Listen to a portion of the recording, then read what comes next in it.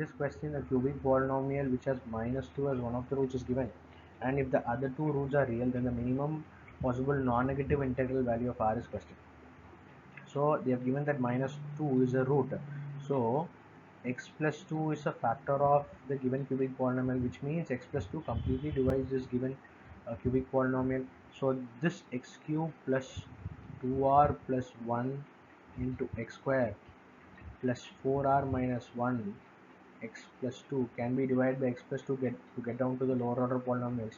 This can be done in a number of ways. You can use longer division approach or synthetic division. So what I'm going to use here is shorter division approach. So this can be written as x plus 2 into something that has to give us this cubic polynomial, which will be x square plus 2r minus 1 into x plus 1. And it is also given that the other two roots are real. So for the roots to be real, the discriminant, the delta should be greater than or equal to 0. That is, this given equation x square plus 2r minus 1 plus x plus 1 is of order ax square plus bx plus c equal to 0.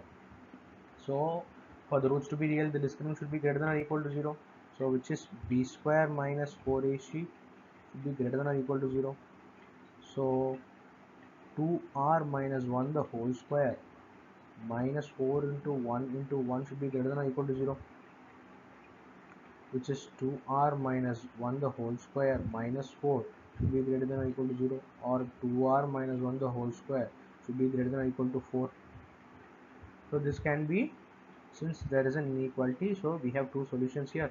So this can be written as 2r minus 1 greater than or equal to 2, which is 2r minus 1 is greater than or equal to, lesser than or equal to minus 2.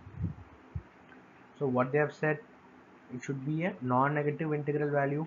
So here we are obtaining a negative value, so this is omitted. So what I'm ending up with 2r minus 1 greater than or equal to 2, or 2r is greater than or equal to 3, or r is equal to greater than or equal to 3 by 2. So r should be greater than 1.5 up to infinity. So what is the minimum integral non-negative value of r? It will be two values. So that is the solution for the given question.